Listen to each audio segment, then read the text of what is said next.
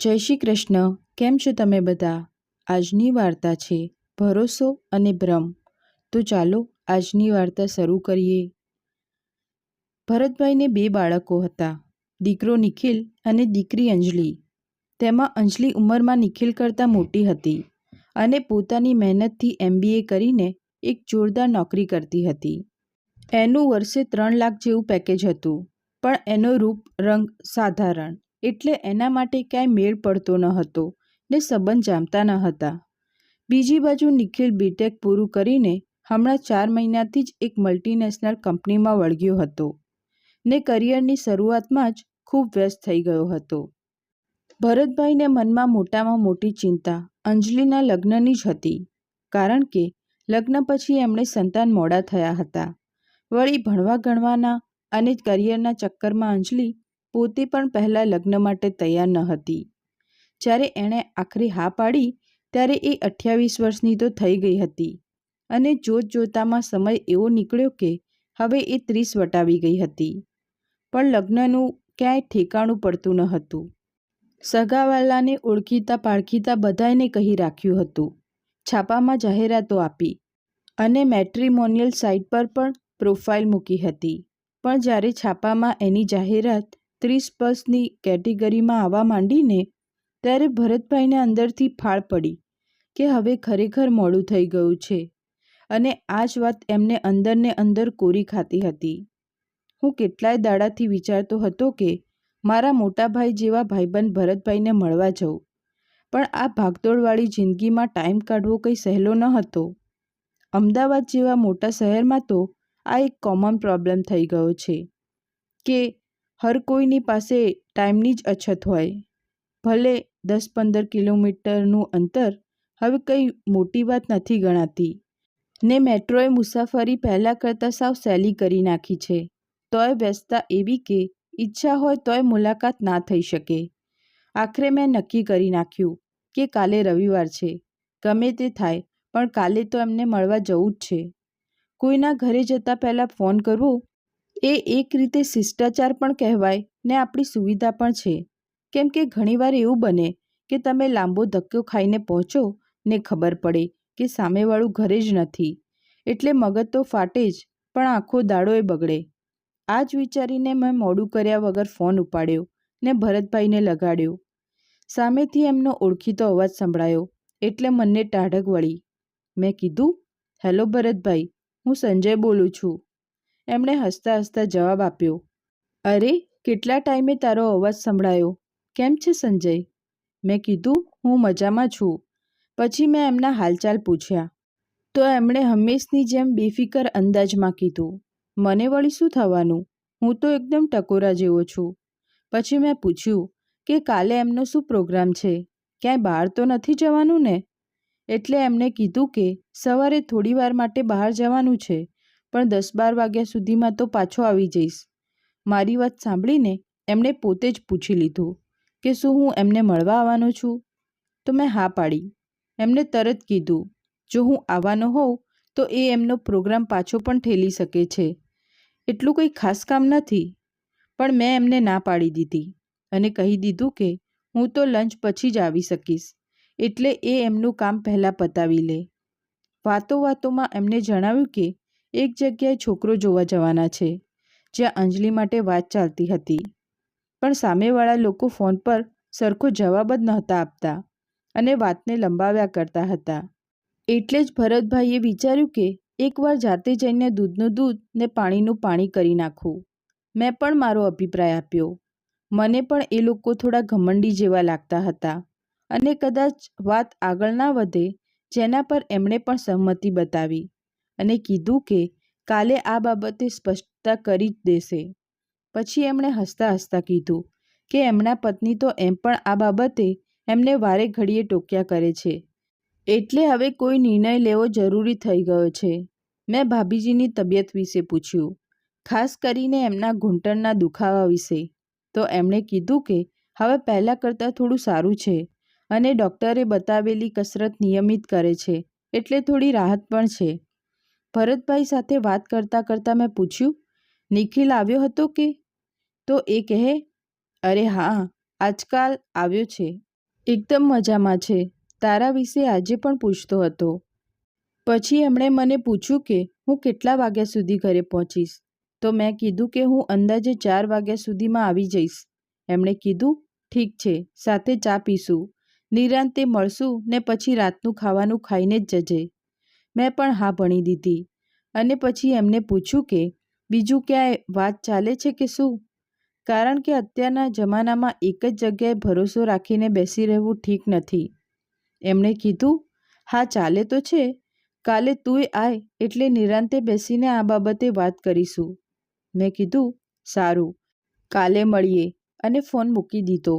આ મોબાઈલ ફોનની વાતચીત પણ કેવી અજીબ હોય છે ને. છેલ્લે ખાલી બાય કહીને વાત પૂરી જ થઈ જાય છે. બીજા દિવસે જ્યારે હું એમના ઘરે પહોંચ્યો ત્યારે 4 વાગવા આવ્યા હતા અને ભરતભાઈ ઘરે જ હતા. એમણે બહુ હેતથી મારું સ્વાગત કર્યું, પણ એમના મોઢા પર એક અલગ જ તેજ હતું, જે જોઈને મને લાગ્યું કે નક્કી અંજલિના લગ્નની વાત ક્યાંક પાકી થઈ ગઈ લાગે છે. સોફા પર બેસતા બેસતા મેં સીધું જ પૂછી લીધું, કેમ છો ભરતભાઈ? શું હાલચાલ? એમણે કીધું, હાલચાલ તો એકદમ મસ્ત છે, બધું બરાબર ચાલે છે. મેં તરત જ બીજો સવાલ ઠપકાર્યો, અંજલિના લગ્નની વાત કંઈ આગળ વધી કે? એ કહે, હા, ચાલે તો છે. જો બધું સમૂહસૂત્રું પાર પડ્યું ને તો કદાચ જલ્દી જ ફાઇનલ થઈ જશે. મેં રાજી થઈને કીધું, અરે વાહ ભાઈ, આ તો બહુ સારા સમાચાર કહેવાય. પેલા નારણવાળા લોકો તો બહુ સારા નીકળ્યા હો. આ સાંભળીને એમણે તરત જ કીધું, ના રે ના, નારણવાળા નહીં, એ લોકો તો હજી એ ઠેલ્યા કરે છે. પછી એમણે થોડા પાસે ખસીને કીધું, મોટા ભાઈ, એક નવું માંગવું આવ્યું છે. ઇન્ટરનેટથી સંપર્ક થયો છે. મેં નવાઈ પામીને પૂછ્યું, ઇન્ટરનેટથી? એ વળી કઈ રીતે? ત્યારે એમણે નિરાંતે સમજાવવાનું શરૂ કર્યું. આજકાલ આ બધી મેટ્રિમોનિયલ સાઇટ પર છોકરા છોકરીઓની પૂરેપૂરી વિગતો હોય છે. ત્યાં આઈડી બનાવવાનું તો સાવ સહેલું છે. એટલે મેં અંજલિની પ્રોફાઇલ પણ ત્યાં બનાવી હતી. બસ એના જ માધ્યમથી સામેવાળાએ પ્રોફાઇલ જોઈને અંજલિને પસંદ કરી છે. એમને છોકરી ગમી ગઈ છે. એમણે જણાવ્યું કે સામેવાળા લોકો સુરતના બહુ મોટા અને પૈસાદાર પાત્ર ખાનદાનમાંથી છે અને હજી ગયા અઠવાડિયે જ એમણે આ પ્રસ્તાવ સ્વીકાર્યો છે. મેં ઉત્સુકતાથી પૂછ્યું, છોકરો શું કરે છે? તો એમણે ગર્વથી કીધું, છોકરો IITથી ભણેલો છે અને એરફોર્સમાં ચીફ એન્જિનિયરની પોસ્ટ પર છે. એનું વર્ષનું પેકેજ અંદાજે 20 લાખ જેવું છે. એમણે આગળ કીધું, તું એનો ફોટો જોઈશ ને તો તને એ ગમી જશે. ફિલ્મી હીરો જેવો લાગે છે, જાણે કોઈ મોડલ ના હોય. અને પાછો એકનો એક દીકરો છે, એને કોઈ બહેન પણ નથી. મેં આગળ પૂછ્યું, એના બાપા શું કરે છે? તો એમણે કીધું કે એ સુરતના મોટા ગજાના બિઝનેસમેન છે અને એમની 2 ફેક્ટરીઓ છે. આ સાંભળીને મેં કીધું, ત્યારે તો બહુ મોટા માણસ કહેવાય. આના પર એમણે વધુ ઉત્સાહમાં આવીને કીધું, એમની પાસે તો એટલું બધું છે કે સંભાળવું એ અઘરું પડી જાય. પણ છોકરાનું મન બિઝનેસમાં ચોંટતું જ નથી, નહીં તો એને નોકરી કરવાની કંઈ જરૂર જ ન હતી. એમણે તો એવું પણ કહી દીધું કે ઘરમાં 3 ગાડીઓ છે અને બધી જ જાતની સુખ સાહેબી છે. આ બધું કહેતા કહેતા ભરતભાઈના મોઢા પર ખુશી ઉભરાતી હતી અને એમના ચહેરાની ચમક વધતી જતી હતી. મેં એમને પૂછ્યું, એનો મતલબ એમ કે તમારે એ લોકો સાથે વાતચીત થઈ ગઈ છે? તો ભરતભાઈ બોલ્યા, વાત તો સંજય લગભગ રોજ જ થાય છે. પ્રોફાઇલ એક્સેપ્ટ કર્યા પછી સાઇટવાળા કોન્ટેક્ટ નંબર આપી દે છે. એમણે જણાવ્યું કે છોકરાના બાપા મોહનભાઈ તો એવું કહેતા હતા કે જ્યારથી તમારી જોડે વાત થઈ છે ને, દિવસમાં એકવાર વાત કર્યા વગર ચેન જ નથી પડતો. ઘણીવાર તો રાતના 12 વાગે પણ એમનો ફોન આવી જાય છે. આ સાંભળીને મેં થોડા ગંભીર થઈને પૂછ્યું, કંઈ લેવડ દેવડની વાત થઈ છે ખરી ભાઈ? આના પર ભરતભાઈ બોલ્યા, મેં ઈશારામાં પૂછ્યું તો હતું, પણ એમણે તો ચોખ્ખી ના પાડી દીધી કે અમારે કાંઈ નથી જોઈતું, ના સોનું, ના રોકડા કે ના કપડાં, બસ સાદાઈથી લગ્ન કરવા છે. એમણે એ પણ કીધું કે લગ્ન પછી એ લોકો કોઈ મોટી હોટલમાં જોરદાર પાર્ટી રાખશે, પણ એ વખતે એમને હોટલનું નામ યાદ નહોતું આવતું. મેં આગળ પૂછ્યું, ઘરમાં બીજું કોણ કોણ છે ભરતભાઈ? તો એને કીધું, બસ એની માં છે અને બીજું કોઈ નહીં. નોકર ચાકર તો એટલા બધા છે કે સમજી લે ને કે દરેક કામ માટે આખો સ્ટાફ જ રાખેલો છે. પછી એમણે કીધું કે એમના સગાવાલા તો છે, પણ ખાસ કોઈ નજીકનું સગું નથી. મેં પૂછ્યું, શું તમે એમના કોઈ મોટા સગાવાલા વિશે પૂછપરછ કરી છે? તો એમને કીધું, પૂછ્યું તો હતું, પણ અમદાવાદમાં એમનું કોઈ નથી અને સુરતમાં પણ બસ ઓળખીતા પાળખીતા લોકો જ છે. એમણે પોતે જ કીધું કે સાચું જુઓ તો એમની વાત ખોટી એ નથી. આજકાલ આમ પણ સગાઈઓ ક્યાં લાંબી ટકે છે. 1-2 પેઢી પછી તો બધાય સંબંધો પૂરા થઈ જાય છે અને એમના પોતાના સંબંધોની હાલત પણ કંઈક આવી જ છે. મેં કીધું, ચલો ઠીક છે ભાઈ, વાત આગળ તો વધે છે, પણ મને તોય કંઈ અજીબ લાગે છે. લગ્નગાળાનો મામલો છે, થોડી સાવચેતી તો રાખવી પડે ને. આ સાંભળીને ભરતભાઈ હસતા હસતા બોલ્યા, અરે સંજય, હું સાવધ જ છું, પણ ખાલી સાવચેતીના ચક્કરમાં આવું હીર જેવું માંગું થોડું હાથમાંથી જવા દેવાય.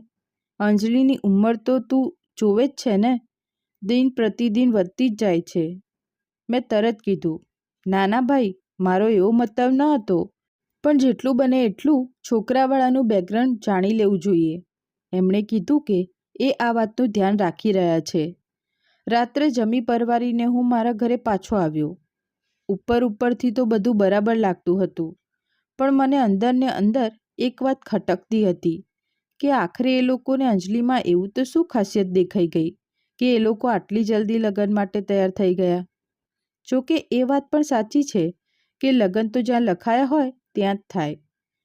તોય જતાં જતાં મેં ભરતભાઈને કીધું, એકવાર સુરત જઈને એમના પરિવાર અને ફેક્ટરી વગેરે જોઈ આવવું જોઈએ. ઓછામાં ઓછી મનને શાંતિ તો થાય. એમણે મને વચન આપ્યું કે ચોક્કસ એવું કરશે.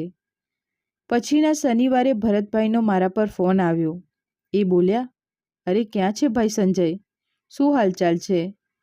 એમનો અવાજ કંઈક જુદો જ લાગતો હતો, જાણે અંદર થોડો ફફડાટ છુપાયેલો હોય. મેં કીધું, હું તો ઘરે જ છું. શું થયું ભાઈ, બધું બરાબર તો છે ને? આના પર એમણે કીધું, હા, બધું બરાબર છે. બસ એ કહે કે કાલે તારો કોઈ પ્રોગ્રામ તો નથી ને? મેં કીધું, ના, પણ વાત શું છે? તમારી તબિયત તો બરાબર છે ને? એમનો અવાજ સાંભળીને મારા મનમાં પેલી જૂની શંકા ફરીથી જાગવા માંડી. મેં ગભરાઈને પૂછ્યું, તબિયત તો બરાબર છે ને? તો ભરતભાઈ બોલ્યા, અરે પેલું અંજલિવાળું માંગું છે ને, એ લોકો કાલે આવે છે. મેં નવાઈ પામીને કીધું, આવે છે? પણ કેમ? તો એમણે જવાબ આપ્યો, અરે ભાઈ, છોકરી જોવા માટે. અને જો બધું સમૂહસૂત્રું પાર પડ્યું તો કાલે ને કાલે જ વિધિ પણ કરી નાખીશું. આ સાંભળીને હું થોડો ચોંકી ગયો અને બોલ્યો, જરા વિગતવાર વાત કરો ભાઈ. તમે સુરત ગયા હતા? એમનું ઘર પરિવાર જોવું કે નહીં? આના પર ભરતભાઈ બોલ્યા, અરે ક્યાંથી જોવું, હું તને સમજાવું. હું જવાનો જ હતો, પણ એ પહેલાં એમનો ફોન આવી ગયો. ઘણી બધી વાતો થઈ. પોલિટિક્સ પર પણ એમની જોરદાર પકડ છે. મોટા બિઝનેસમેન છે ભાઈ, 2 ફેક્ટરીઓ છે. પોલિટિક્સ પર પણ નજર તો રાખવી જ પડે ને. પછી એમણે જણાવ્યું કે એમણે સામેવાળા પાસે એમનું પૂરું સરનામું પણ માંગ્યું હતું, જેથી કરીને એ જઈને મળી શકે. પણ સામેથી જવાબ આવ્યો કે તમે શું કામ હેરાન થાઓ છો? છતાંય જો આવું જ હોય ને તો વરાછામાં કોઈ પણ સ્ટીલ ફેક્ટરીવાળાને મોહનભાઈ વિશે પૂછી લેજો, સીધા ઘરે પહોંચી જશો. એમણે આગળ જણાવ્યું કે જ્યારે ભરતભાઈએ ફ્લાઇટના ટાઈમ વિશે પૂછવાની વાત કરી તો સામેથી જ કહેવામાં આવ્યું કે તમે ખાલી સમય કહી દો, ડ્રાઈવર એરપોર્ટ પર લેવા આવી જશે. પણ જ્યારે ભરતભાઈએ કીધું કે એ પ્લેનમાં નહીં પણ ટ્રેનમાં આવશે, તો એમણે એમ પણ કહી દીધું કે તમે ટાઈમ કહી દેજો, ડ્રાઈવર સ્ટેશન પર તેડવા આવી જશે. ઉલટાનું એમણે તો ત્યાં સુધી કહી દીધું કે અમે પ્લેનની ટિકિટો મોકલી દઈએ છીએ, 2 કલાકમાં તો પહોંચી જશો. પણ ગમે તેમ કરીને ભરતભાઈએ એમને ના પાડી દીધી.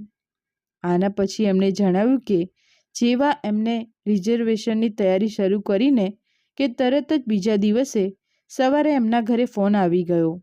સામેથી કહેવામાં આવ્યું કે એ લોકો 15 દિવસ માટે વિદેશ જઈ રહ્યા છે, કારણ કે એમનો માલ વિદેશમાં એક્સપોર્ટ થાય છે અને એમની પત્ની પણ સાથે જ જાય છે. પત્નીની સલાહથી જ એમણે ફોન કર્યો હતો. એમનું કહેવું હતું કે વિદેશ જતાં પહેલાં છોકરી જોઈ લેવામાં આવે અને જો બધું ઠીક લાગે તો ત્યાં ને ત્યાં કોઈ વિધિ પણ બતાવી દઈએ. એમણે કીધું કે એ લોકો રવિવારે આવી રહ્યા છે. આ બધું સાંભળીને મને થયું કે બધું બહુ ઉતાળામાં નક્કી થઈ રહ્યું છે. મેં પૂછ્યું, કેમ ભાઈ, છોકરો પણ સાથે આવે છે કે? તો ભરતભાઈ બોલ્યા, ના, છોકરો નહીં આવે, એ બહુ બિઝી છે. પણ મોહનભાઈએ કીધું કે તમે લોકોએ પણ તો હજુ છોકરો જોયો નથી, એટલે છોકરા છોકરીની વિડીયો કોલ પર સામસામે વાત કરાવી દઈશું, જેથી એકબીજાને સમજી શકે. પછી જ વાત આગળ વધારીશું. મેં કીધું, એ તો બરાબર છે, પણ એ લોકો રોકાશે ક્યાં? હું જાણતો હતો કે ભરતભાઈનું ઘર સાવ સાધારણ હતું અને આવા મોટા ગજાના લોકો માટે ત્યાં રોકાવાની કોઈ ખાસ સગવડ ન હતી.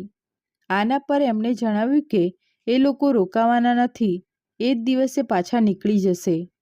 પછી એમણે વિગતવાર સમજાવ્યું કે એ લોકો પહેલાં રાજકોટ જશે, જ્યાં એમની પત્નીના ભાઈ રહે છે. ત્યાં જ એમનો રોકાવાનો પ્રોગ્રામ છે. એમનો પ્લાન એવો છે કે એ લોકો એ જ દિવસે ફ્લાઇટથી રાજકોટ પહોંચશે અને એમનો ડ્રાઈવર ગાડી લઈને ત્યાં પહેલાંથી જ પહોંચી જશે. પછી બીજા દિવસે રાજકોટથી નીકળીને અમદાવાદ પહોંચી જશે. અહીં છોકરી જોઈને એ જ દિવસે પાછા રાજકોટ જશે અને ત્યાંથી મુંબઈની ફ્લાઇટ પકડશે, જ્યારે ડ્રાઈવર ગાડી લઈને પાછો સુરત જશે. આ બધું સાંભળીને મને અંદરને અંદર એક અજીબ ફફડાટ થવા માંડ્યો. પણ ભરતભાઈ તો એમની વાતોમાં પૂરેપૂરા કોન્ફિડન્ટ લાગતા હતા. એમની વાત સાંભળીને મેં કીધું, ભાઈ, આ તો બહુ અજીબ પ્રોગ્રામ કહેવાય. મેં પૂછ્યું, એમના ભાઈ પાસે પોતાની ગાડી નથી કે શું? તે સુરતથી છેક ડ્રાઈવર ગાડી લઈને આવશે. એની એ રાજકોટમાં ફેક્ટરી છે ને?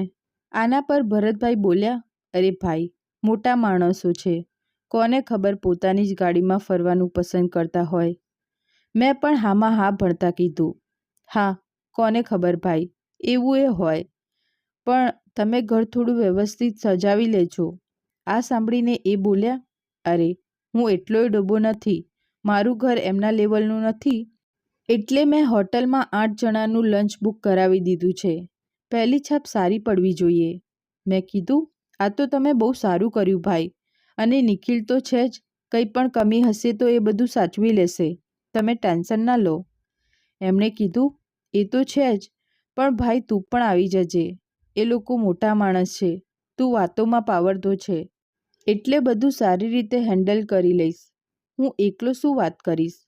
તું હોઈશ તો મને થોડો ટેકો રહેશે. જે પૂછવું એ બધું પૂછી લેજે. મેં કીધું, સારું, હું હોટલ પહોંચી જઈશ, આપણે ત્યાં જ મળીએ. એમણે હાશકારો અનુભવતા કીધું કે હું ટાઈમસર પહોંચી જાઉં. મેં પણ એમને ખાતરી આપી દીધી. ફોન તો મૂકી દીધો, પણ મારા મનમાં અજીબ ફફડાટ ચાલુ હતો. મને વારે ઘડીએ એવું જ લાગતું હતું કે કંઈક લોચો છે, બધું બરાબર નથી. એટલે જ મેં મનોમન નક્કી કરી લીધું હતું કે હું ભરતભાઈને સમજાવીશ કે આટલી જલ્દી કોઈ વિધિ ના કરે, પહેલાં થોડી શાંતિ રાખે અને પૂરી તપાસ કરી લે. ખાસ કરીને સુરત જઈને એમના પરિવાર અને ફેક્ટરીઓ વિશે બરાબર તપાસ કરી લેવી જોઈએ. એના પછી જ આગળ વધવું ઠીક રહેશે. બીજા દિવસે હું ઘરેથી હોટલ જવા નીકળ્યો. ત્યાં પહોંચતા અડધો કલાક જેવું થતું હતું. હજી તો હું અડધે રસ્તે પહોંચ્યો હતો ત્યાં જ મારા મોબાઈલની રિંગ વાગી. જોયું તો ભરતભાઈનો જ ફોન હતો. મેં તરત ઉપાડ્યો ને પૂછ્યું, કેમ ભાઈ, શું થયું? હું રસ્તામાં જ છું, બસ પહોંચવામાં જ છું, તમે ચિંતા ના કરો. સામેથી એમનો ગભરાયેલો અવાજ આવ્યો, અરે જલ્દી આય ભાઈ, ગજબ થઈ ગયો, બહુ મોટો ગજબ થઈ ગયો. મેં ટેન્શનમાં આવીને પૂછ્યું, પણ થયું શું? આટલા બધા કેમ ફફડી રહ્યા છો? તો એ કહે, તું બસ જલ્દી આય, તને બધું સમજાવું છું. મેં કીધું, બસ 10 મિનિટમાં હોટલ પહોંચી જઈશું. આ સાંભળીને એ કહે, હોટલ નહીં, સીધો ઘરે જાય, જલ્દી આય બસ. એમના અવાજમાં ભયંકર ગભરામણ દેખાતી હતી. મેં કીધું, ઠીક છે, હું ઘરે જાઉં છું, તમે ચિંતા ના કરો. અને પછી મેં તરત જ બીજા વળાંકથી રસ્તો બદલી નાખ્યો. હું આખા રસ્તે બસ એ જ વિચારતો હતો કે ત્યાં એવું તો શું થયું હશે. મનમાં જાતના વિચારો આવતા હતા. એમણે જાતે ફોન કર્યો હતો અને અવાજ પરથી ચોખ્ખું લાગતું હતું કે એ બહુ ગભરાયેલા છે, પણ બીમાર નહોતા લાગતા. મને તો એવું લાગ્યું કે એ નક્કી કોઈ જાળમાં ફસાઈ ગયા છે. મને એક પળ માટે એવો વિચાર આવ્યો કે ક્યાંક અંજલિ માટે જે માંગવું જોતા હતા. મને થયું કે પેલા મોહનભાઈને એમના ઘરવાળાએ ક્યાંક અચાનક કોઈ ડ્રામા તો નહીં કર્યો હોય ને. આવી જ બધી મૂંઝવણમાં વિચારતા હું એમના ઘરે પહોંચી ગયો. મેં દરવાજાની બેલ વગાડી તો નિખિલે દરવાજો ખોલ્યો. અંદરનું દ્રશ્ય જોઈને તો હું એક પળ માટે ત્યાં જ થંભી ગયો. ભરતભાઈ સાવ બેબાકળા થઈને પડ્યા હતા. એમની પત્ની એમને પંખો નાખતી હતી અને અંજલિ બિચારી હાથમાં પાણીનો ગ્લાસ લઈને ગભરાયેલી ઊભી હતી. મને જોતાં જ ભરતભાઈ ઝટકા સાથે બેઠા થઈ ગયા અને ફફડતા અવાજે બોલ્યા, ગજબ થઈ ગઈ હો સંજય. હવે શું કહું તને? શું થઈ ગયું આ બધું? મેં એમને શાંત પાડવાની કોશિશ કરતા કીધું, પહેલાં તમે શાંત પડો. આટલા બધા ફફડશો તો કાંઈ નહીં વળે. જરા શાંતિથી વાત કરો. ભરતભાઈની હાલત જોઈને હું સમજી ગયો કે મામલો કોઈ સાધારણ નથી. મેં ધીરેથી એમના ખભા પર હાથ મૂક્યો ને કીધું, સારું, હવે કહો તો ખરા કે છેવટે થયું છે શું? એમણે ધ્રુજતા અવાજે કહેવાનું શરૂ કર્યું, સંજય, હમણાં થોડીવાર પહેલાં જ મોહનભાઈનો ફોન આવ્યો હતો. એ કહેતા હતા કે એમનો પ્રોગ્રામ અચાનક બદલાઈ ગયો છે. એ લોકો આજે અમદાવાદ નહીં આવી શકે. આ સાંભળીને મેં હાશકારો અનુભવ્યો ને કીધું, અરે એમાં આટલું બધું ગભરાવા જેવું શું છે? નથી આવી શકતા તો કાંઈ નહીં, પછી ક્યારેક આવશે. પણ ભરતભાઈએ મારી વાત કાપતા કીધું, ના સંજય, વાત એ નથી. વાત એટલી સહેલી નથી જેટલું તું વિચારે છે. એમણે આગળ જે કીધું ને એ જ મને સમજાતું નથી. મેં ગંભીર થઈને પૂછ્યું, પણ શું? એવું તો શું કીધું એમણે કે તમે આટલા બધા ટેન્શનમાં આવી ગયા? ભરતભાઈ બોલ્યા, એ કહેતા હતા કે વિદેશ જતાં પહેલાં એમણે કંઈક જરૂરી ફાઇનાન્સિયલ ફોર્માલિટીઝ પતાવવાની છે અને એમાં થોડોક કેશ ફ્લો અટવાઈ ગયો છે. એટલે એમણે મને કીધું કે જો હું એમને અત્યારે તાત્કાલિક 5 લાખ રૂપિયા ટ્રાન્સફર કરી દઉં તો એ લોકો પાછા આવીને લગ્નની તારીખ પાકી કરી નાખશે અને આ રકમ એ પછી એડજસ્ટ કરી લેશે. આ સાંભળતા જ મારા હોશ ઉડી ગયા. મેં મોડું કર્યા વગર પૂછ્યું, અને તમે શું કીધું એમને? એમને નીચું જોઈને કીધું, મેં કંઈ કીધું નથી. બસ એટલું કીધું કે હું વિચારીને જણાવું છું. પણ સંજય, એમની વાતોમાં એટલી સચ્ચાઈ લાગતી હતી ને કે હું એમને ના જ પાડી શકતો ન હતો. મેં થોડા કડક અવાજે કીધું, ભરતભાઈ, આ જ તો મોટામાં મોટી ભૂલ છે. આવા મામલામાં લાગણીથી નહીં પણ બુદ્ધિથી કામ લેવું પડે. એટલામાં અંજલિ પણ ધીરેથી બોલી, પપ્પા, મને પણ આ વાત કંઈ ઠીક લાગતી નથી. જો એમને ખરેખર આપણી જોડે સંબંધ કરવો જ હોય તો પછી પૈસાનું શું જરૂર? નિખિલ, જે અત્યાર સુધી ચૂપચાપ બધું સાંભળતો હતો, એ આગળ આવીને બોલ્યો, પપ્પા, મેં પણ નેટ પર આવા કેટલાય કેસ વાંચ્યા છે જ્યાં લોકો મેટ્રિમોનિયલ સાઇટ પર ખોટા સંબંધો બનાવીને લોકો પાસેથી પૈસા પડાવે છે. ભરતભાઈ એકદમ ચોંકીને બોલ્યા, શું સાચે જ આવું બધું પણ થતું હોય છે? મેં ગંભીર થઈને કીધું, જી હા ભાઈ, આવું તો બહુ વાર બને છે. પહેલાં એ લોકો તમારો ભરોસો જીતે, પછી અચાનક કોઈ ઇમરજન્સીનું બહાનું કાઢીને પૈસા માંગે અને પછી તો એમનોય પત્તો ના મળે. આ સાંભળીને રૂમમાં એકદમ સોપો પડી ગયો. ભરતભાઈના મોઢા પર જે ચમક હતી ને એ હવે સાવ ગાયબ થઈ ગઈ હતી. એમણે ધ્રુજતા અવાજે પૂછ્યું, તો શું હું આટલા દાડાથી કોઈ છેતરામણીમાં જીવતો હતો? મેં એમને સંભાળતા કીધું, અત્યારે કશું ફાઇનલ ના માની લો. પહેલાં આપણે જાતે પૂરેપૂરી તપાસ કરીએ. તમે એમનો જે નંબર લીધો છે ને એની વિગતો મને આપો. નિખિલ તો તરત જ પોતાનું લેપટોપ લઈને બેસી ગયો. એણે કીધું, પપ્પા, તમે જે પ્રોફાઇલ બનાવી હતી ને એ મને બતાવો.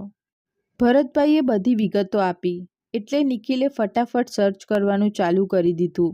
અડધો કલાક જેવી મથામણ પછી નિખિલે જે કીધું ને એ સાંભળીને તો બધાના હોશ ઉડી ગયા. એણે કીધું, પપ્પા, આ પ્રોફાઇલ તો સાવ નકલી છે. આ ફોટો પણ કોઈ બીજાનો છે અને જે કંપનીનું નામ લખ્યું છે ને એમાં આ નામનો કોઈ માણસ કામ જ નથી કરતો. આ સાંભળીને ભરતભાઈએ માથું પકડી લીધું. એમની પત્નીની આંખોમાં તો આંસુ આવી ગયા.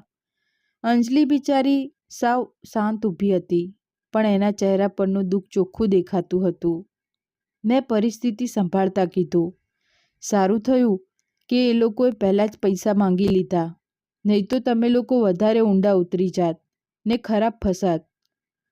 ભરતભાઈએ ભારે હૈયે કીધું, સંજય, મેં મારી દીકરીની ખુશી માટે બધું દાવ પર લગાવી દીધું હતું. મને એમ કે ભગવાને મોડા તો મોડા પણ સારો સંબંધ મોકલ્યો છે. મેં ધીરેથી કીધું, ભાઈ, ભગવાન ક્યારેય ખોટો રસ્તો નથી બતાવતા. આ તો બસ એક પરીક્ષા હતી અને તમે ટાઈમસર ચેતી ગયા, એ જ મોટામાં મોટી વાત છે. નિખિલે મક્કમતાથી કીધું, પપ્પા, હવે આપણે કોઈ પણ સંબંધમાં ઉતાવળ નથી કરવી. પહેલાં પૂરી તપાસ કરીશું ને પછી જ આગળ વધીશું. અંજલિએ પણ પહેલીવાર પૂરા આત્મવિશ્વાસ સાથે કીધું, પપ્પા, જો મારા લગ્નમાં વાર લાગતી હોય તો ભલે લાગે, એમાં કોઈ વાંધો નથી, પણ મારે કોઈ ખોટા માણસ સાથે આખી જિંદગી નથી કાઢવી. જો મોડું થતું હોય તો થવા દો. ભરતભાઈએ પોતાની દીકરી સામે જોયું અને એમની આંખોમાં પહેલીવાર ટાઢક દેખાઈ. એમણે કીધું, તું સાચું કહે છે મારી દીકરી, હવે કોઈ ઉતાવળ નહીં કરીએ. એ દિવસે હોટલનું પેલું લંચ તો કેન્સલ થઈ ગયું, પણ એ ઘરમાં એક બહુ મોટી સચ્ચાઈ સામે આવી ગઈ. એક ખોટું સપનું તૂટ્યું ખરું, પણ સાથે જ એક બહુ મોટી ભૂલ થતાં રહી ગઈ. નહીં તો કોને ખબર શું ભોગવવું પડત. એ સાંજે જ્યારે હું ત્યાંથી નીકળ્યો ને, ત્યારે મારા મનમાં એક અજીબ શાંતિ હતી. મેં જતાં જતાં ભરતભાઈને કીધું, ભાઈ, સારો સંબંધ ચોક્કસ આવશે. બસ આ વખતે આપણે બધા ભેગા મળીને સમજી વિચારીને નિર્ણય લેશું. એમણે હળવા સ્મિત સાથે માથું હલાવ્યું અને એ હાસ્યમાં હવે કોઈ ભ્રમ ન હતો, પણ એક નવી સમજણ અને ધીરજ ચોખ્ખી દેખાતી હતી.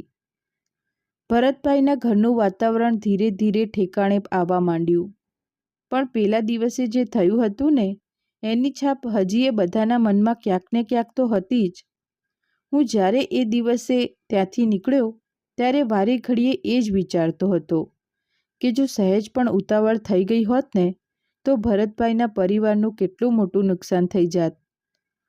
પછીના થોડા દિવસ સુધી મેં પણ ભરતભાઈને ફોન કરીને એમના હાલચાલ પૂછ્યા અને એમને વારંવાર એક જ વાત સમજાવી કે હવે કોઈ પણ સંબંધમાં ડગલું ભરો ને તો બહુ વિચારીને જ ભરજો.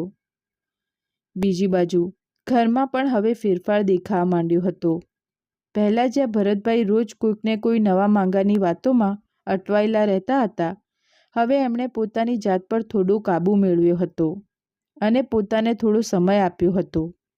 નિખિલે પણ જવાબદારી પોતાના હાથમાં લઈ લીધી હતી અને એણે ચોખ્ખું કહી દીધું હતું કે હવેથી દરેક માંગાની પૂરેપૂરી તપાસ એ પોતે જ કરશે. અંજલિ પણ હવે પહેલાં કરતાં વધારે શાંત અને સમજદાર લાગતી હતી. જાણે આ ઘટનાએ એને અંદરથી વધુ મજબૂત બનાવી દીધી હોય. અંદાજે 3 અઠવાડિયા પછી એક દિવસ સાંજે ફરીથી ભરતભાઈનો ફોન આવ્યો. આ વખતે એમના અવાજમાં પેલી ગભરામણ ન હતી, પણ એક જાતની શાંતિ અને સંતુલન હતું. એમણે કીધું, સંજય, એક નવું માંગવું આવ્યું છે, પણ આ વખતે આપણે કોઈ ઉતાવળ નથી કરવી. પહેલાં તું આય, આપણે નિરાંતે બેસીને વાત કરીશું કે શું કરવું ને કઈ રીતે આગળ વધવું. મેં પણ થોડું મોડે કર્યા વગર બીજે જ દિવસે એમના ઘરે જવાનું નક્કી કરી લીધું. બીજા દિવસે જ્યારે હું એમના ઘરે પહોંચ્યો ને, ત્યારે માહોલ પહેલાં કરતાં સાવ અલગ જ હતો. ભરતભાઈએ વિગતવાર જણાવ્યું કે આ માંગવું એમના એક જૂના ઓળખીતાના માધ્યમથી આવ્યું છે, જે આપણા જ શહેરમાં રહે છે અને જેમના પરિવારને એ વર્ષોથી ઓળખે છે. છોકરો સરકારી નોકરીમાં હતો. સાધારણ પરિવાર હતો, પણ ભણેલો ગણેલો અને સમજદાર હતો. બસ, પછી તો શું જોઈએ. મને પણ સાંભળીને બહુ સારું લાગ્યું, પણ મેં સૌથી પહેલાં એ જ પૂછ્યું, શું તમે એમના વિશે પૂરેપૂરી માહિતી કાઢી લીધી છે? આના પર નિખિલે તરત જ જવાબ આપ્યો, હા, આ વખતે આપણે કોઈ ઉતાવળ નથી કરવી. હું જાતે જઈને એની ઓફિસમાં પૂછપરછ કરી આવ્યો છું. એમના પાડોશીઓ જોડે પણ વાત કરી છે અને એમના સગાવાલા વિશે પણ બધી વિગતો મેળવી લીધી છે. અત્યાર સુધી તો બધું બરાબર લાગે છે. બાકી જે હોય એ તમે બધા ભેગા મળીને જોઈ લો. આ સાંભળીને મને સંતોષ થયો. પછી મેં અંજલિ સામે જોયું ને પૂછ્યું, તારું શું કહેવું છે અંજલિ? અંજલિએ ધીમા પણ મક્કમ અવાજે કીધું, આ વખતે હું પહેલાં એમને મળવા માંગુ છું. મારે એમની જોડે વાત કરવી છે. છેવટે આ મારી જિંદગીનો નિર્ણય છે, એટલે વાતચીત કર્યા પછી જ હું કોઈ નિર્ણય લઈશ. ભરતભાઈએ પણ એની વાતમાં સૂર પુરાવતા હા પાડી. એકદમ સાચું. હવે કોઈ પણ નિર્ણય આપણે સમજ્યા વિચાર્યા વગર નહીં લઈએ. બધી જ વિગતો પાકી કરી લીધા પછી જ આપણે આગળ વાત વધારીશું. થોડા દિવસો પછી બંને પરિવારની મુલાકાત નક્કી થઈ. આ વખતે કોઈ હોટલનો ભપકો ન હતો કે ન હતો કોઈ દેખાડો. બધું જ સાદગી અને સમજદારીથી થતું હતું. જ્યારે છોકરો અને એનું ફેમિલી ભરતભાઈના ઘરે આવ્યું ને, ત્યારે વાતાવરણ એકદમ હળવું હતું. વાતચીત શરૂ થઈ અને ધીરે ધીરે બધાના ચહેરા પર એક જાતની શાંતિ અને ખુશી દેખાવા માંડી. અંજલિ અને પેલા છોકરાને અલગથી વાત કરવાનો મોકો પણ આપવામાં આવ્યો. બંને ખુલીને એકબીજા સાથે વાતો કરી, પોતપોતાના વિચારો સામસામે રાખ્યા. પોતાના સપના, વિચારો અને જિંદગી પાસે શું અપેક્ષાઓ છે એ બધી જ વાતો ચોખ્ખે ચોખ્ખી કરી લીધી. આ વખતે કોઈ ઉતાવળ ન હતી કે કોઈનું દબાણ પણ ન હતું. બસ એકબીજાને સાચવીને સમજવાની કોશિશ હતી. અંદાજે 1 કલાક પછી જ્યારે બંને પાછા આવ્યા, ત્યારે એમના મોઢા પર એક નાનકડું સ્મિત હતું, જે ઘણું બધું કહી જતું હતું. ભરતભાઈએ મારી સામે જોયું અને એમની આંખોમાં આ વખતે જે ટાઢક હતી ને, એ સાચી અને સાફ દેખાતી હતી. થોડા જ દિવસોમાં બંને પરિવારોએ રાજીખુશીથી આ સંબંધને આગળ વધારવાનો નિર્ણય લીધો. આ વખતે મનમાં કોઈ ફફડાટ ન હતો કે કોઈ શંકા પણ ન હતી, કારણ કે દરેક ડગલું વિચારી વિચારીને ભરવામાં આવ્યું હતું. લગ્નની તારીખ નક્કી થઈ અને ઘરમાં ફરીથી ખુશીઓનું વાતાવરણ જામ્યું. ભરતભાઈ હવે પહેલાંની જેમ બેબાકળા નહોતા થતા. લગ્નના દિવસે જ્યારે મેં અંજલિને દુલ્હનના વેશમાં જોઈને, ત્યારે મને એક અલગ જ આનંદ થયો. આ ખાલી એક લગ્ન ન હતા, પણ એક શીખ હતી કે જિંદગીમાં સાચા નિર્ણયો લેવા માટે ધીરજ અને સમજદારી સૌથી વધુ જરૂરી છે. એ દિવસે ભરતભાઈએ મારા ખભા પર હાથ મૂકીને કીધું, સંજય, જો તે દિવસે તે અમને રોક્યા ના હોત ને, તો નક્કી આજે અમે બહુ મોટી ભૂલ કરી બેઠા હોત અને એનું ફળ મારે અને મારી દીકરીએ ભોગવવું પડત. મેં હસતા હસતા કીધું, ભાઈ, ક્યારેક મોડો મળેલો સાચો રસ્તો જલ્દી મળેલી ખોટી કેળવી કરતાં ઘણો સારો હોય છે. અને અત્યારે એ ઘરમાં જે ખુશી હતી ને, એ સાચી હતી, ટકવાવાળી હતી, અને સૌથી મોટી વાત એ કે એ ભરોસા પર ટકેલી હતી. લગ્ન પછી ભરતભાઈના ઘરમાં જાણે એક નવી શરૂઆત થઈ હતી. પણ આ વખતે ખુશીઓની સાથે સાથે એક સમજદારી પણ ઘર કરી ગઈ હતી. અંજલિ પોતાના નવા સાસરીમાં ધીરે ધીરે બધાની સાથે હળીમળી ગઈ હતી. એનો સ્વભાવ પહેલેથી જ શાંત અને ઠરેલ હતો, એટલે એણે બહુ ઓછા સમયમાં બધાના દિલ જીતી લીધા. ભરતભાઈ અને એમની પત્ની પણ હવે પહેલાંની જેમ નાની નાની વાતોમાં ટેન્શન નહોતા લેતા, પણ સંતોષ સાથે પોતાની દીકરીની સુખી જિંદગી જોઈને રાજી રહેતા હતા. નિખિલ પણ પોતાની નોકરીમાં વ્યસ્ત હતો, પણ એનામાં હવે જવાબદારીની ભાવના વધુ મજબૂત બની હતી. આવી જ રીતે સમય એની ગતિએ આગળ વધતો જતો હતો. અંદાજે 7-8 મહિના તો જોતજોતામાં નીકળી ગયા. આટલા સમયમાં બધું જ હર્યુંભર્યું અને સરસ ચાલતું રહ્યું. પણ દોસ્તો, જિંદગી હંમેશા એકસરખી નથી રહેતી. એક દિવસ સાંજે અચાનક ભરતભાઈના ઘરે ફોન આવ્યો. ફોન અંજલિના સાસરીમાંથી હતો. જેવો એમણે ફોન ઉપાડ્યો કે તરત જ એમના મોઢાના હાવભાવ બદલાવા માંડ્યા. એમનો અવાજ ધીમો પડી ગયો અને આંખોમાં ચિંતા ચોખ્ખી દેખાવા માંડી. ફોન મૂકતાની સાથે જ એમની પત્નીએ ફફડીને પૂછ્યું, શું થયું જી? તમે આટલા બધા ગભરાયેલા કેમ લાગો છો? બધું બરાબર તો છે ને? ભરતભાઈ બોલ્યા, અંજલિની તબિયત થોડી નરમ ગરમ છે. એને હોસ્પિટલમાં દાખલ કરી છે. આ સાંભળતા જ ઘરનું વાતાવરણ પલટવારમાં બદલાઈ ગયું. નિખિલ પણ તરત ઓફિસથી ઘરે પહોંચ્યો અને મોડું કર્યા વગર ત્રણેય એ જ રાત્રે અંજલિ પાસે જવા નીકળી પડ્યા. હોસ્પિટલ પહોંચીને એમણે જોયું તો અંજલિ બેડ પર સૂતી હતી. ચહેરા પર થાક તો હતો જ, પણ પોતાના મા બાપને જોઈને એણે મોઢા પર હળવું સ્મિત લાવવાની કોશિશ કરી. ડૉક્ટરે જણાવ્યું કે બહુ ચિંતા જેવું નથી, બસ નબળાઈ અને થોડા ટેન્શનના લીધે એની તબિયત લથડી ગઈ છે. આ સાંભળીને બધાએ હાશકારો અનુભવ્યો. પણ એ રાત્રે ભરતભાઈના મનમાં એક અજીબ ફફડાટ હતો. એમણે ધ્યાનથી જોયું કે અંજલિના મોઢા પર પેલી જૂની ચમક ન હતી જે લગ્ન વખતે હતી. એમણે ધીરેથી એને પૂછ્યું, બધું બરાબર છે ને બેટા? તને સાસરીમાં કોઈ તકલીફ તો નથી ને?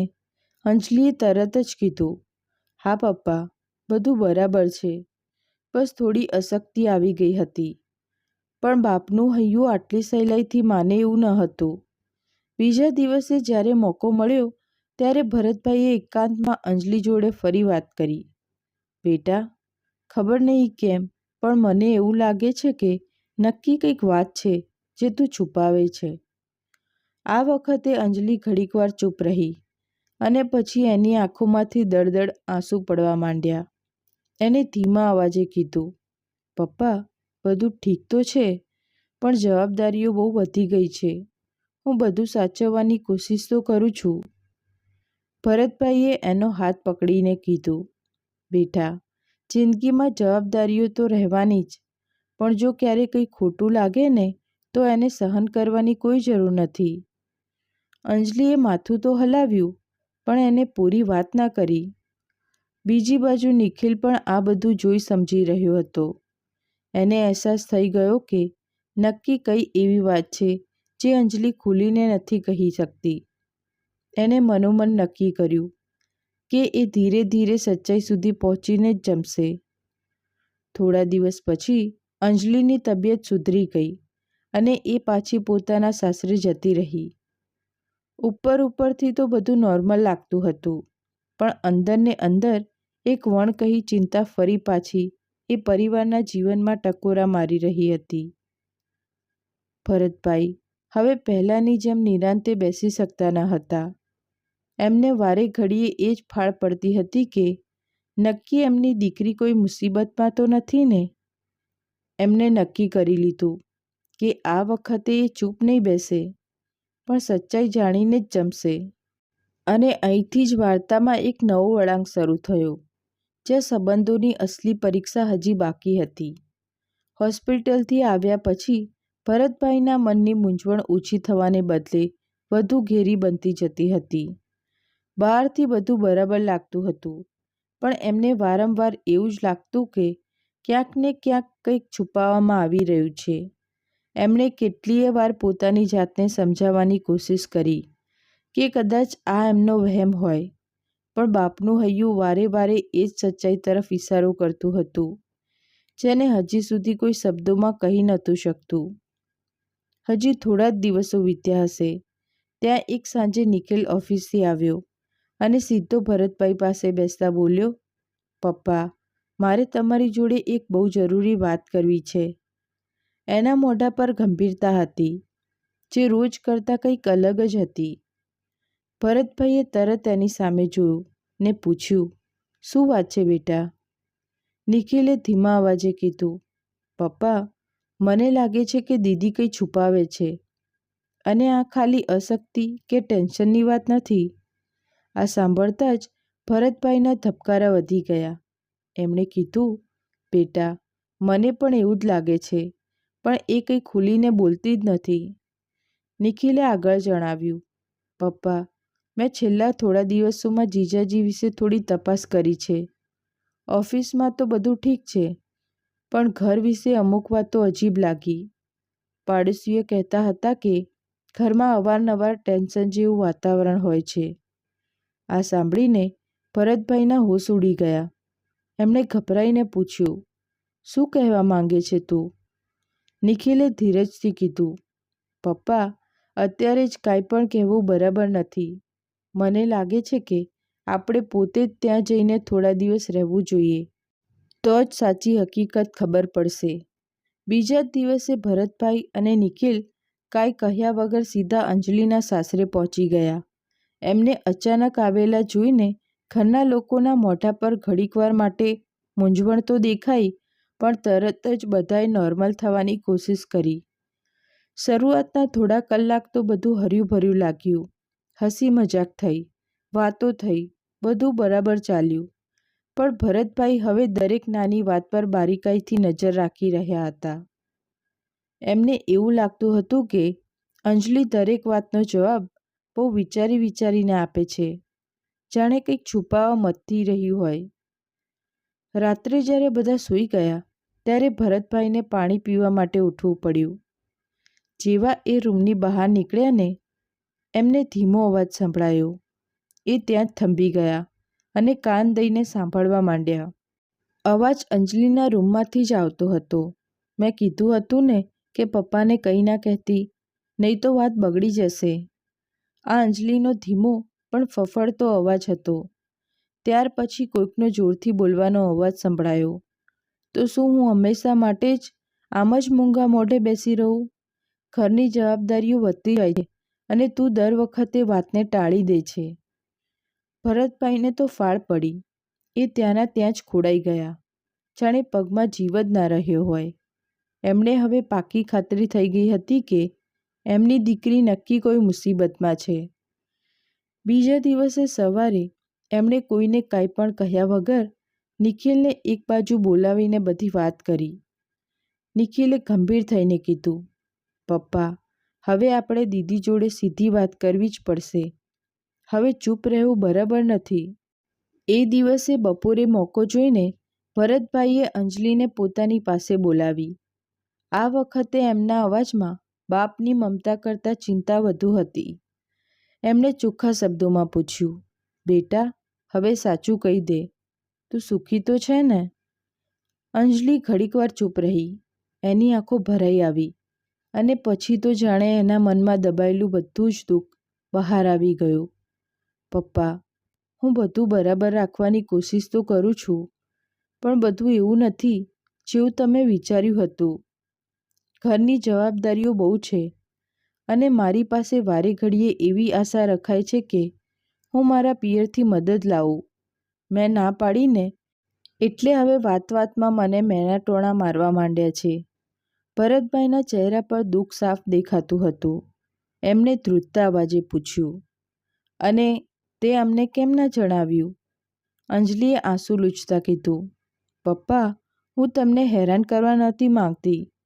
તમે કેટલી મહેનત કરીને મારા લગ્ન કરાવ્યા છે. હું નહોતી ઈચ્છતી કે તમે ફરીથી ચિંતામાં પડી જાઓ. આ સાંભળીને ભરતભાઈની આંખોમાંથી પણ આંસુ દળ-દળ વહેવા માંડ્યા. એમણે પોતાની દીકરીનો હાથ પકડીને કીધું, બેટા, લગ્નનો મતલબ એવો નથી કે તું તારું દુઃખ છુપાવીને જીવ્યા કરે. જો સંબંધ તને અંદરથી તોડવા માંડે ને તો એને બચાવવાનો કોઈ અર્થ નથી, બેટા.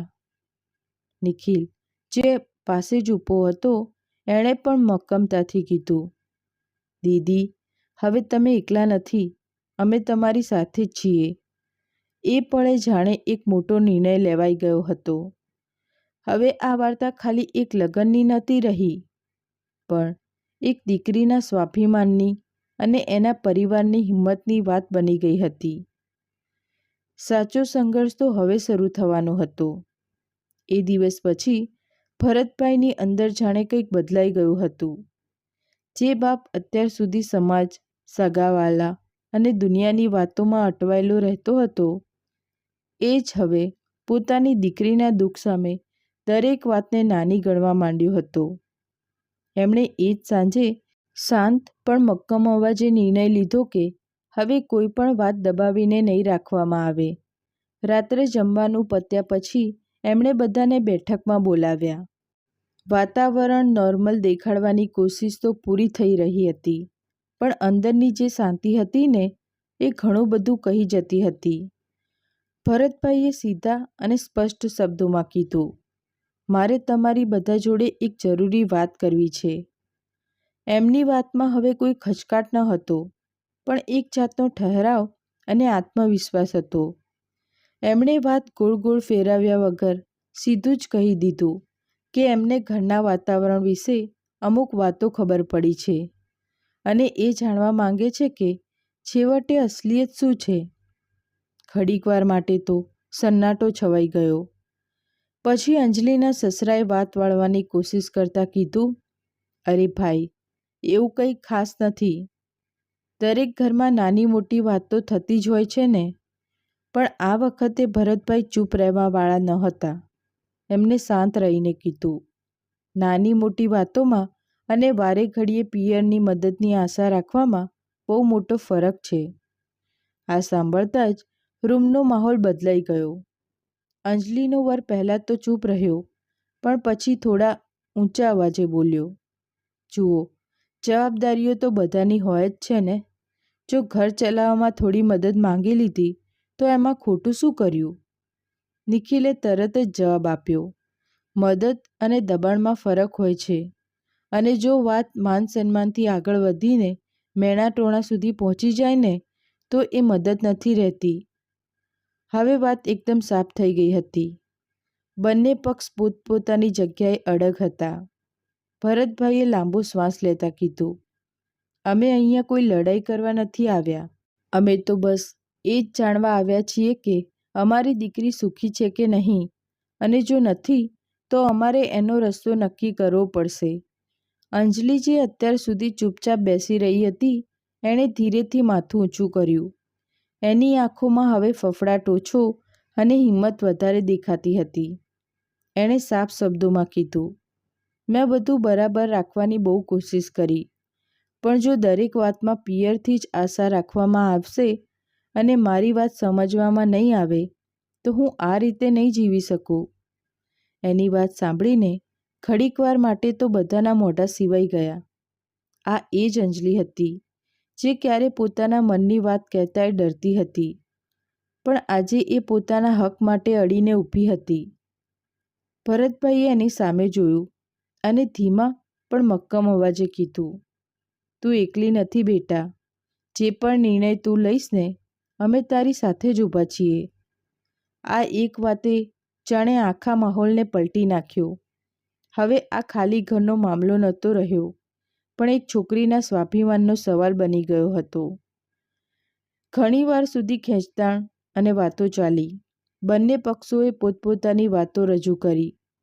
છેવટે એવું નક્કી થયું કે થોડા સમય માટે અંજલિ એના પિયર જશે, જેથી બધા શાંતિથી વિચારી શકે અને કોઈ પણ દબાણ વગર આગળનો ફેસલો લઈ શકાય. બીજા દિવસે જ્યારે ભરતભાઈ પોતાની દીકરીને લઈને ઘરે પાછા ફર્યા ને, ત્યારે એમના ડગલા ભરે થોડા ભારે હતા, પણ હૈયામાં એક અજીબ તાકાત હતી. દુનિયા શું કહેશે એની પરવા કર્યા વગર એમણે પોતાની દીકરીને પડખે ઊભા રહેવાનો જે નિર્ણય લીધો હતો ને, એ જ મોટી વાત હતી. ઘરે પહોંચતાની સાથે જ અંજલિની મમ્મીએ એને વળગીને ગળે લગાડી દીધી. એ પણ આખી લાગણીઓથી ભરેલી હતી. નિખિલ પણ પાસે જ ઊભો હતો.